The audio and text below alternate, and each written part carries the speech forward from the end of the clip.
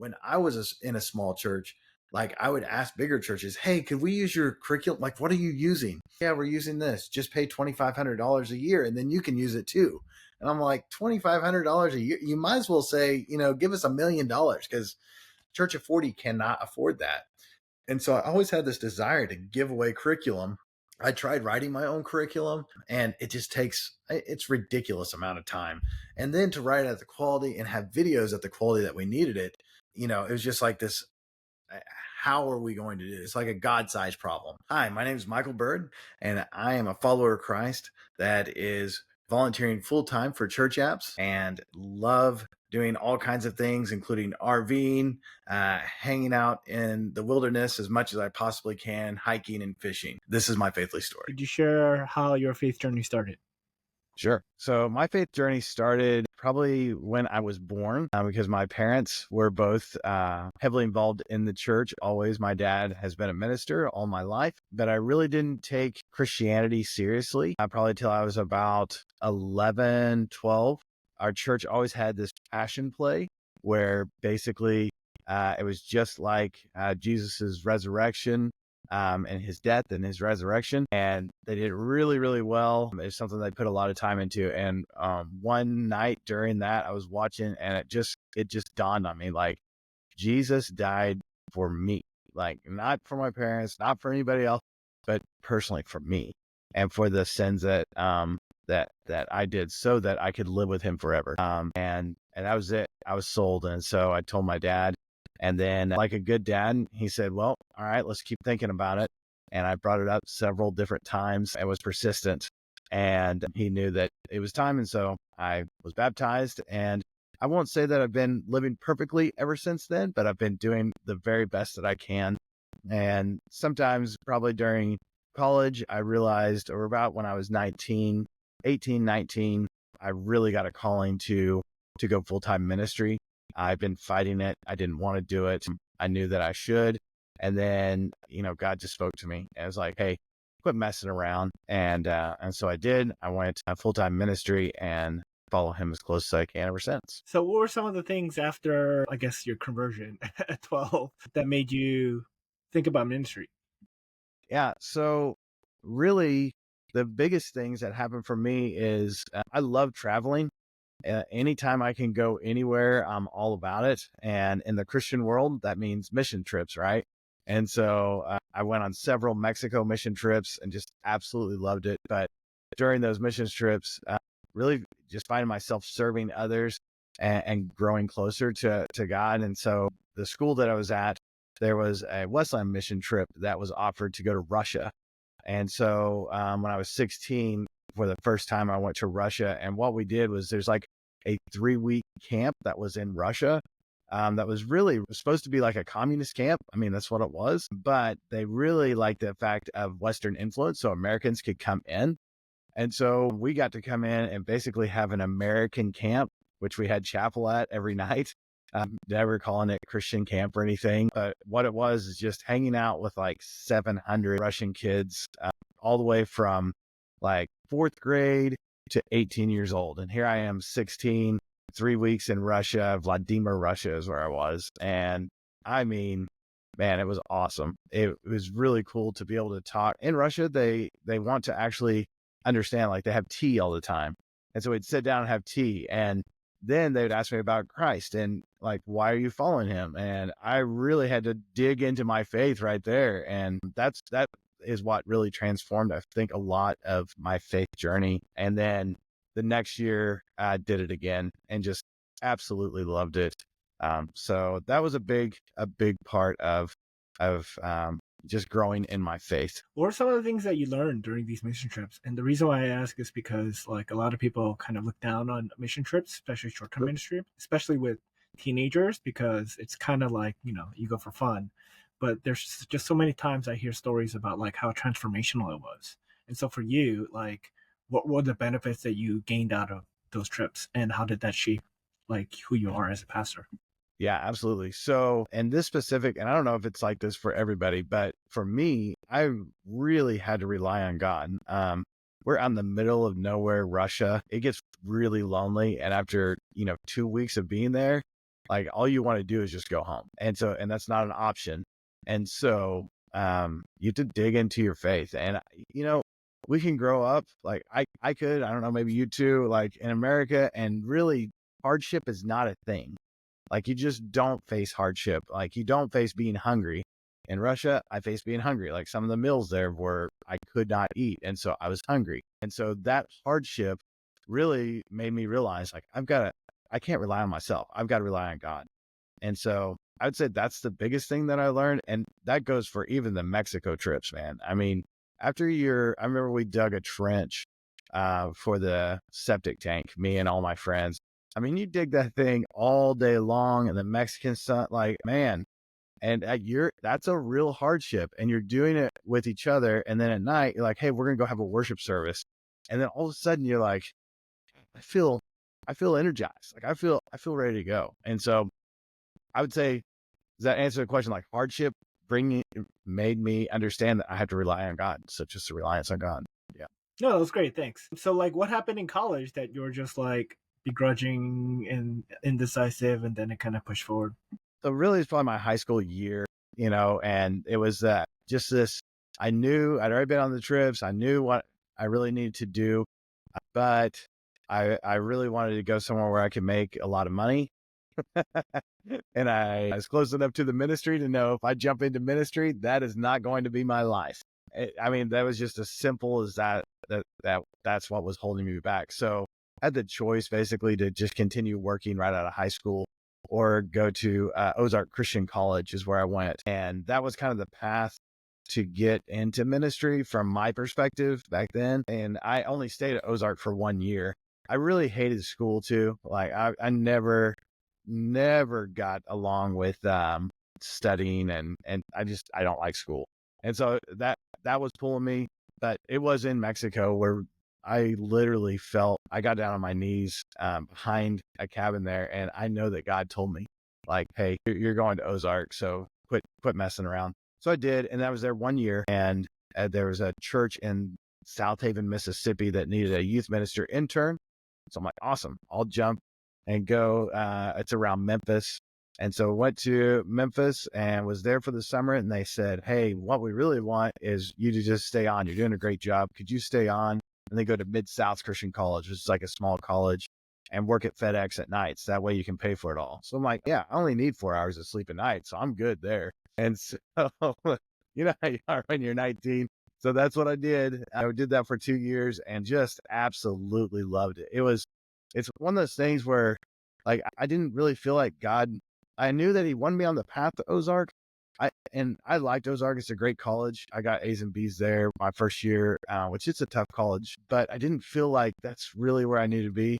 When I was serving in ministry, that's where I felt like, oh man, this is right where God wants me. And you just have a peace about it. So that's kind of where I started from there, and it wasn't really that much of a big deal. I mean, when God speaks to you, listen. That's what I've been told all my life. And that experience, I don't have it all the time. And it's not like I hear God's voice all the time or feel like I see him like physically all the time. But in that instance, I did. And it scared me enough to say, yeah, this is what I need to do. So is Ozark any relation to the Netflix show Ozark, like in the Great Lakes? No? Okay. Where is Ozark? we're very, very far apart. So Joplin, Missouri is Ozark Christian College. So like a lot of people probably know them by their next level content. If you're on Right Now Media, then they serve all the next level content, which is professors talking about pretty much every book of the Bible. So what were you doing in what was the church called? The Christview Christian Church in South Haven, Mississippi.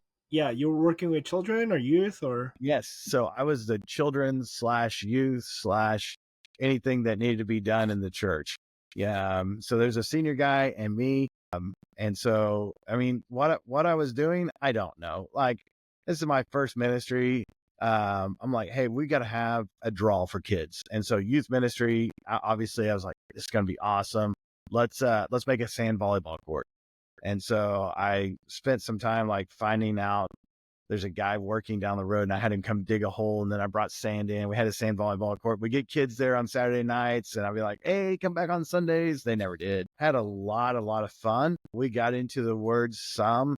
probably more fun than getting into the word. Children's ministry, I was literally like, hey, let's read a Bible story and then go outside and play, So sorry, Christview, it wasn't my best when it comes to ministry, but they allowed me to learn, which was really, really cool. And so I was part-time there doing. No, I think that's so important. Like, especially people like you're 19. Like, what do we know at 19? And they kind of just throw you in the fire. I mean, it's a miracle that like nothing bad happened, and you, like you said, you gave them a wonderful experience of church, and I think that's the best. And you learned a lot too. So, Oh, yeah. where did you transition after that?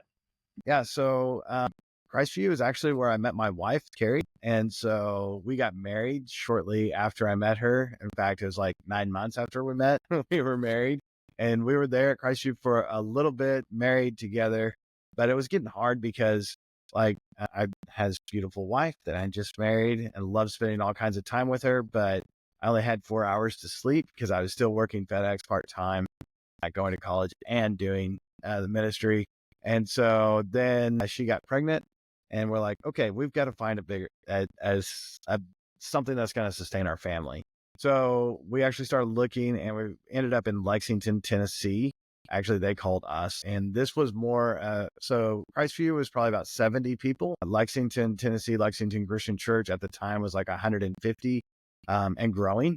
I think they peaked when I was there, like 200, somewhere around there. But they wanted me to do the same thing, youth and children's. And I learned a little bit, I'm only like 21 at this point. So it was nice to have a fresh start and to be able to say, okay, like, here's what we're going to do and move forward from there. So I moved from Christview to Lexington and no longer working FedEx. I'm working full time at the church, which is awesome. It's exactly what I knew God wanted me to do. So, how did you meet your wife? That's an interesting story. So her dad actually, he came to the church and did a revival. And then at the end of the revival, he liked that I was working so hard and doing my best. I'm sure he didn't see like, oh, wow, he's an amazing youth minister. Like you said, I didn't really know what I was doing, but he liked my work ethic. And he also saw that, here I am, a boy from Kansas. I'm a long ways from home, just doing ministry. He said, hey, I've got 2 daughters. One's 21, one's 17. Would you like to talk to them? Like, there's somebody to talk to. And I'm like, yeah, let me have the number of the 17-year-old. And then, 9 months later, we were married. 3 months later, we were engaged. And so that's how I met Carrie. And it turned out all right for him, I guess. He always jokes about that. He conned you into a partner in the ministry. He really did. Wait, so what about her that like connect with you? Well, what about her that connected with me? Yeah. The first time I talked to her, like, just the sweetest voice on the phone and just kind of curious about what I was doing. And she was so interested in the ministry. Like, well, in children's ministry, really, what are you doing? Like, how are you? And helping me out there, like from day one, just wanted to be a partner in what I was doing. I knew if I was going to have a wife that was going to go long term with me, then they're going to have to love the ministry. And like her heart for the ministry was just right there. And then just the fact that she was willing to kind of wait on, because she lived an hour and a half away. And so, and I was really busy, but she was still willing to kind of wait around. And then actually the first date that we went on, she's so sweet. And I knew that I was going to marry her. And so I actually called my mom on the way home. I said, hey, I found the girl I'm going to marry. And that was it. It's another one of those things, God, sometimes it just clicks like, yeah, this is a girl for me. So, What was your first date? so I went to Charleston's and I've got a steak. At this point, I felt like I'm working part-time at FedEx. I didn't have very many bills. I had 4 roommates in a 1-bedroom apartment. So I kept my cost way down, We had guys sleeping in bunk beds in the living room. That's how we rolled. And so I'm like, yeah, we're going to Charleston's, get a steak. She got a chicken salad. And I'm like, come on. And I got a steak. And then we went to the movies and watched, oh gosh, it's like I can't remember the name of the movie, but she remembers that night. Like, I was very shy. I didn't have very many like girlfriends that would date around, that type of thing. So I put my hand like in the small of her back when we walked out the door. And she said that was when I was like, oh, wow, I really like this guy. So I don't know. Got a little too romantic here for that. You with me, Danny. The hand in the back works all the time. I see that on like Instagram too. Weird guy out there. All right, so you're newly married. You had a kid, and you're in was it Tennessee or Kentucky? No, Lexington, Tennessee. Lexington, Tennessee. Yeah. So Lexington, Tennessee, the senior guy left, which happened to be Carrie's dad. So I ended up working with him, and he left. And then about 2 years later, sometimes when a church hires somebody, they don't really do a background check, and that's bad. And this is where I learned that lesson. And so we hired a guy that was really in a lot of debt, and he just wasn't like he was renting the secretary's house and just never paid any rent. He actually bought my car, but never paid me anything for it. So it was a bad situation. And he also didn't have, his beliefs didn't line up with the way that I believed from what I could see in the Bible and what the church had traditionally believed. So I went to him and just said, I've got some problems, and he did not respond to those. And so, like the Bible says, I went to other brothers. Brought it up in an elders meeting, and he ended up leaving. And I learned a lesson there, like as soon as he left, like it was a good thing. I thought it was a good move for the church. It was a hard time. It's a hard way to lead through ministry, especially as the youth minister. But then after that happened, kind of the church wanted me to take over senior ministry, and I did not want to do that. So that was rough. And then we didn't have a minister anymore, and some people were mad. And so I ended up just saying, you know what, I don't think this is a good place for me to be right now. And I took a little break. So we had already had John Michael, and we got pregnant again with Joel. So Joel was in the oven, as they say. And it was a horrible time to say, hey, you know what, I think we're going to have to find another job. And so I kind of left that elders meeting and said, hey guys, I'm done. I didn't know what I was going to do. I started working at a factory and just really praying. And what's interesting is I can say without a doubt that time in my life is when I got closer to God than I've ever been. I was right back in Russia, lonely, nothing, had to rely on God, didn't have any money, didn't know what I was like. This is a dumb idea. So I'm working at a factory. I remember going out and just like the lunches, I would just pray, God, please help. Whatever I'm supposed to do, just show me what I'm supposed to do. We looked at several churches. Churches wanted us to come in Kentucky. It wasn't right. And we're like, who are we to, beg? Like beggars can't be choosers, right? But I knew at this point, I want a ministry that is going to help my family and also that I'll be able to pour into. And so one ministry wouldn't work, a couple others we looked at. And then we got a call from Glenn Liston in Katy, Texas, at a church of like 750 and growing. And they're like, okay, here's what we need is a children's minister. And I'm like, I'm out, like I'm a youth minister. That's who I am. I'm like 24 at this point. And Glenn's like, no, here's the deal. I want you to come down and check out the church. We're going to fly you up. We'll pay for everything. You just come in and check it out. And so we went to this church in Katy, Texas, and really Glenn picked us up at the airport, the senior guy there. It was just like, wow, I can work here. And we actually talked, before we even went, we talked to the youth minister's wife, which is Julie Peterson. And she's, to this day, Julie and Jeremy are best friends. And when we got on the phone, she was from Oklahoma, I grew up in Tyro, Kansas, which is right across the border. So we grew up in the same area. It just clicked. And so we went and checked it out, loved it. Glenn said, don't worry, you're going to be the children's minister only 1 year. And then we're going to hire a junior high minister, and that can be you. And then, I'm like, okay. So moved to Katy, Texas as soon as Joel was born, like a week after he was born. And then, which it was like in July, August, it was so hot. It was ridiculous hot. So we got there, and man, I fell in love with children's ministry. And it was probably because his leadership made me understand that what children's ministry was and how it really fit my gifts. And so first thing he said was like, hey, find the best children's ministry in the United States. And I want you to go to that church and learn how to do that. I'm like, okay. So I started doing research. I ran into Willow Creek at the time. That was the best children's ministry with Sue Miller there. I said, Glenn, I think this is where where I need to go. He's like, all right, dude, book the tickets. I've never been in a church where there's like money to book plane tickets. Like, what is this? And so I booked tickets. I went to Chicago. I hung out with their team. In fact, I just got back from a conference and realized David Rosh, that is now Go Curriculum, he was there at the time. And so I just loved the way that they did small group, large group, and like this whole philosophy around like children have to have fun in church or they're not going to learn the word of God. Like it's got to be fun. And I'm like, I love this. And so from there, man, I was all children's ministry. That junior high position like thing came up and Glenn mentioned something about it. I'm like, no way. I'm in this, I'm loving it. And so I had a great ministry in Katy, Texas for about 4 years, I think.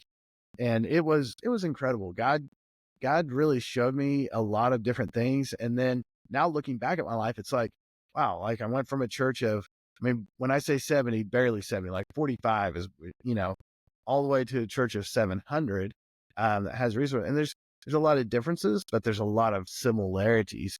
And one thing that's similar is kids are kids and they need Jesus. And so, yeah, that was the next step in hot Houston, Texas. That's where we ended up from Lexington. I think your father-in-law picked a good one for his daughter because I admire your willingness not to sacrifice your family's well-being for the sake of the call, because I see a lot of that happening of like, oh, if we just struggle here and there, but like I think like what you're experiencing with that church in Houston is a good thing. Like you need this mutual benefit of each other. Otherwise pastors get used and like abused and like squeezed out. So I'm glad you got that experience. Yeah. Yeah. And that was, I mean, I probably learned a lot of that, which was working with your father-in-law as a senior guy, could be like a nightmare to some people, but I learned a ton of good things from him. And that was probably more his influence and slow down. I know that you're 24, 25, but slow down and really think like if my family was here, how could what does it look like? And so, yeah. Yeah. I want to backtrack a little bit. I mean, you don't have to get into too many specifics, but what was like some of the things you disagree with that you wanted to bring up with that previous pastor? Yeah. So the biggest thing was basically over baptism and, in the non-denominational faith, we believe in Acts 2:38, where it talks about, what must we do to be saved? Repent, be baptized. And that's, that's it for us. And so when we would have people that would come forward, he would say, yeah, well, it's not that big of a deal. Maybe we get baptized in a couple weeks or whatever. And, I mean, I'm not going to get into the debate with people whether that's right or wrong, but I can tell you that, if you're going to teach something, look at the Bible, see what it says, follow as close as you can. We know that it does talk about baptism in the Bible. It's there. We can't deny it. Now, there are some cases where you could say, well, these people didn't get baptized. Okay. But if your way is right, like Jim, if we don't baptize people and we're wrong because we're not very smart, we're just humans after all, then we're really wrong. But if I'm wrong and, people don't need to be baptized, and that's what the Bible's saying, but we still baptize them, we're okay. And so when it comes to teaching, man, I really feel like you need to teach that baptism is a part of salvation. And that's what the church believed too. And he didn't. And it was, and in the elders meeting, I actually pointed out 3 or 4 things.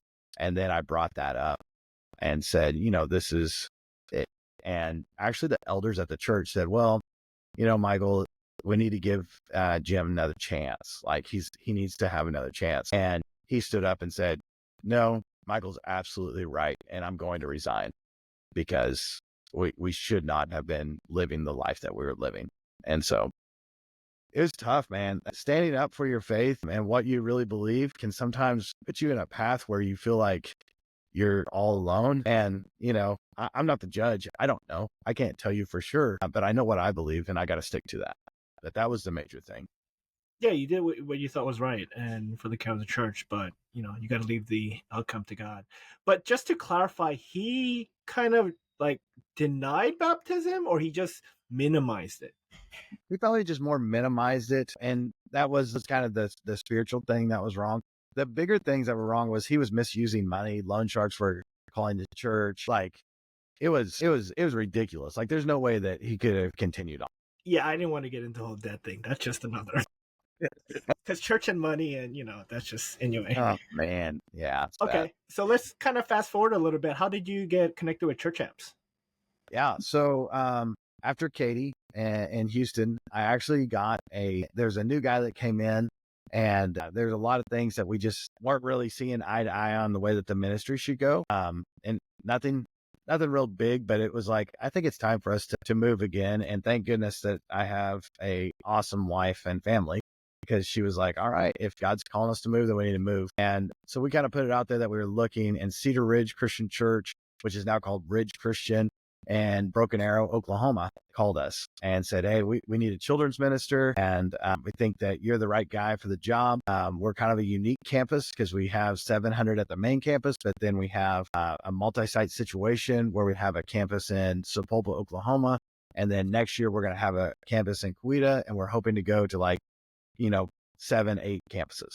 I'm like, that's a challenge. Like, that's what I need. And so I was on board there. We moved to Cedar Ridge and just did ministry there. I really learned a lot about multi-site and how to get in children's ministry. So multi-site is one thing, and then multi-site children's ministry a lot of times can just be kind of left behind, like, oh, it doesn't matter. But there's a lot of stuff that has to happen behind the scenes for children's ministry.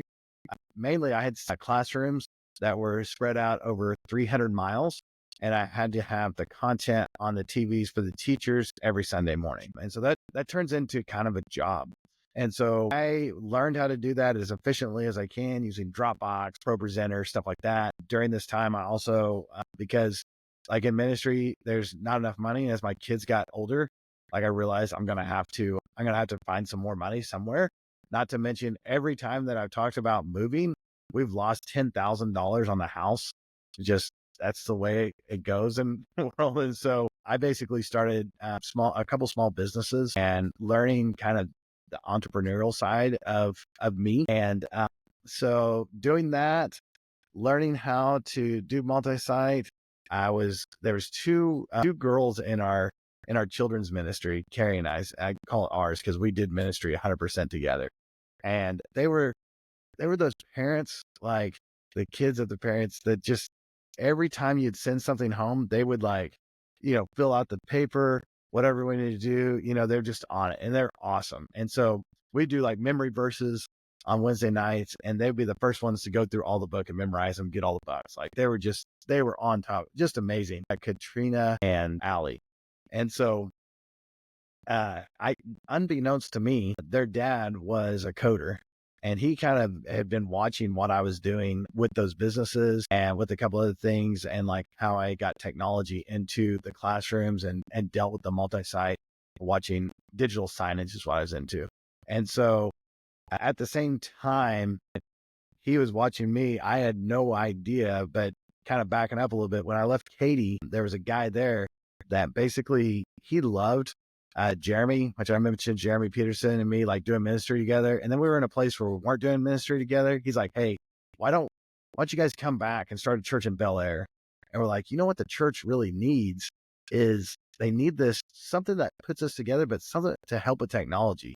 Like these small churches have no idea how to even get a website up, but they go into, whatever, and it's going to cost them tons of money. And at this point, it's like, oh gosh, was it 2019 or something like that? No, it was 2009.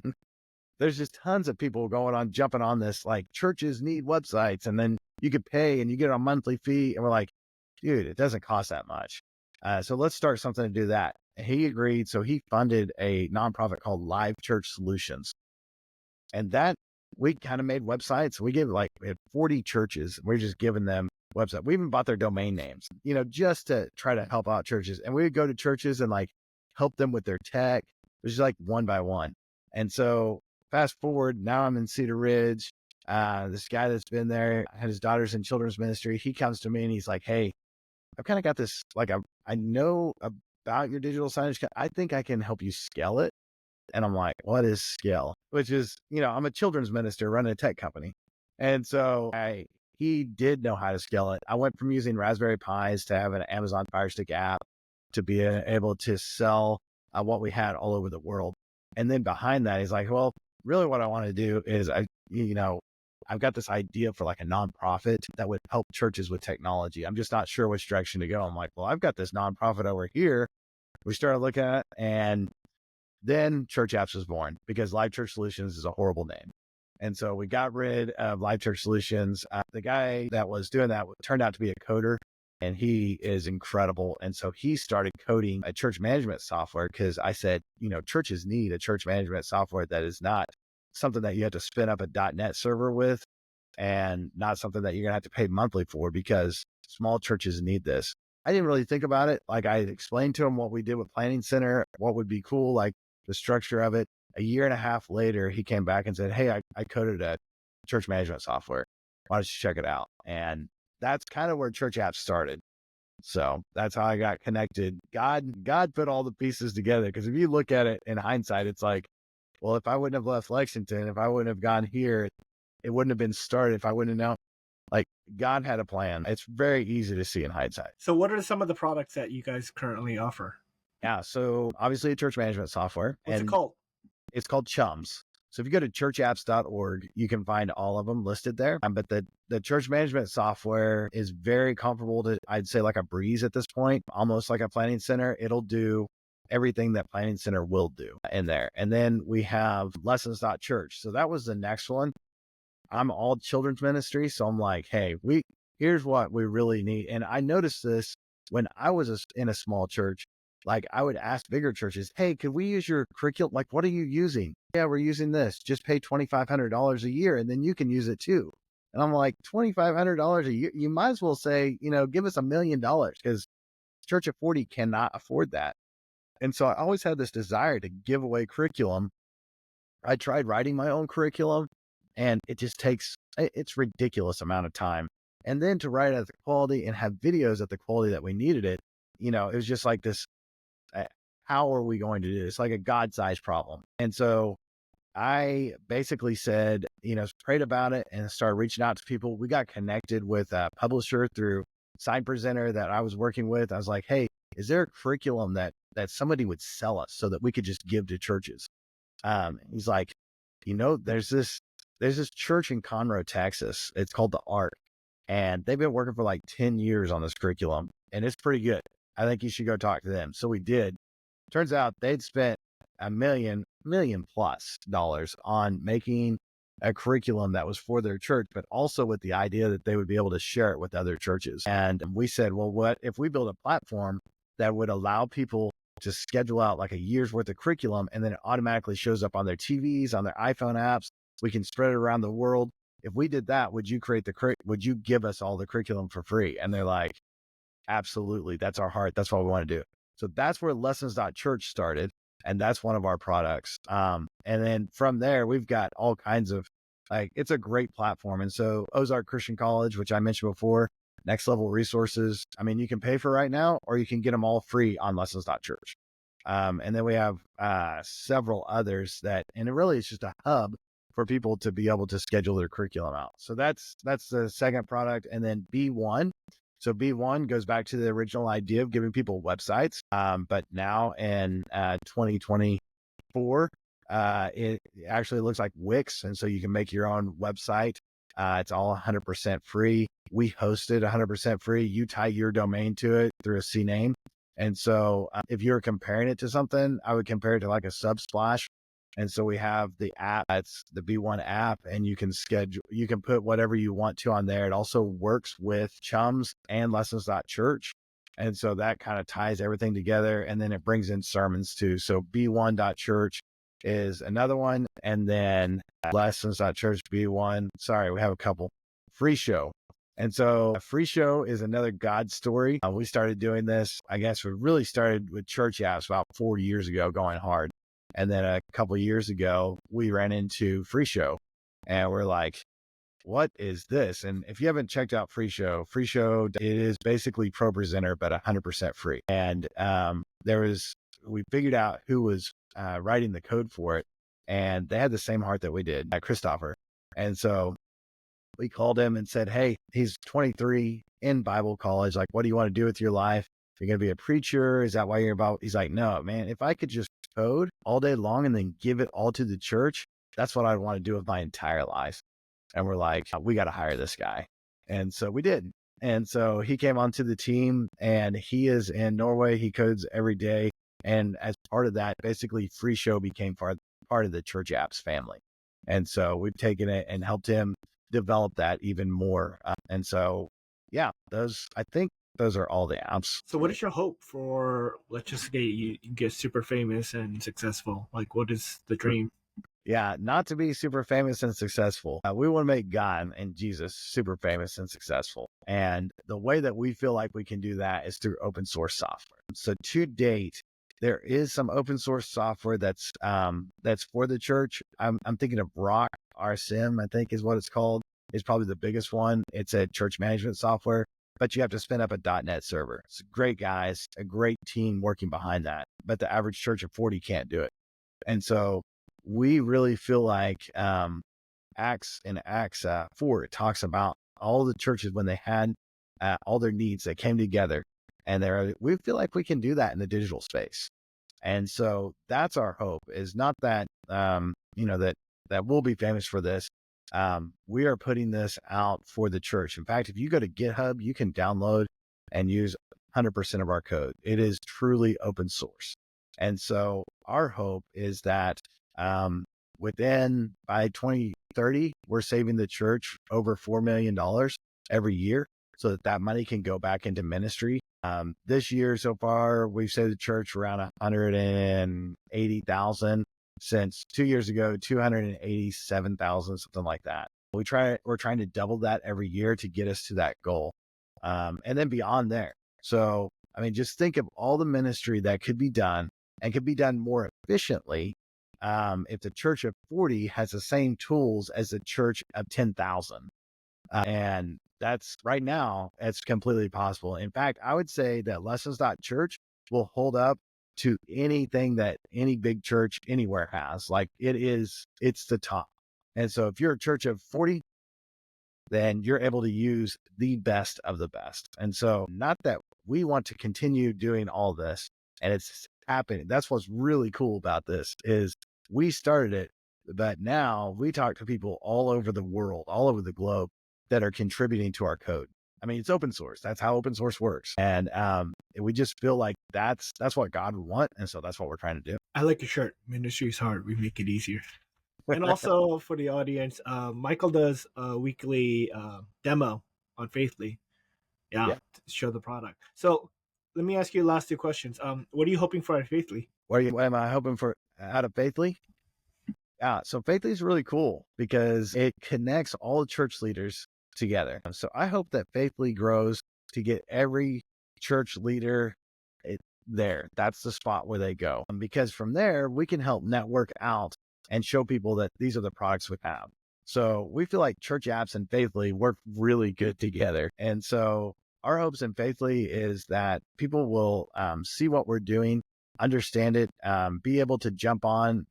Right now, we're offering tutorials through Lessons.Church. We haven't had a lot of people doing them, but we want more. And so hopefully more people will do those. And then we're going to open it up to Chums, to Free Show, all of our apps, so that Faithly is kind of like a learning hub for everybody that wants to learn more about this open source software and utilize it in their churches and save money in their churches. And how can we be praying for you? Yeah. So pray as we grow. We're it needs more and more and more and more, which is great. And so like we get feedback all the time. Hey, if I had a video for this, if I had this, and we're trying to do that. So we need more volunteers. We need more prayer warriors. We need more money. That's always a thing. And so I pray that God provides that so that we're able to continue to grow and make this a reality. Thanks, Michael. This was fun. Yeah. Thank you. All right. That's it for the podcast. Bye, guys.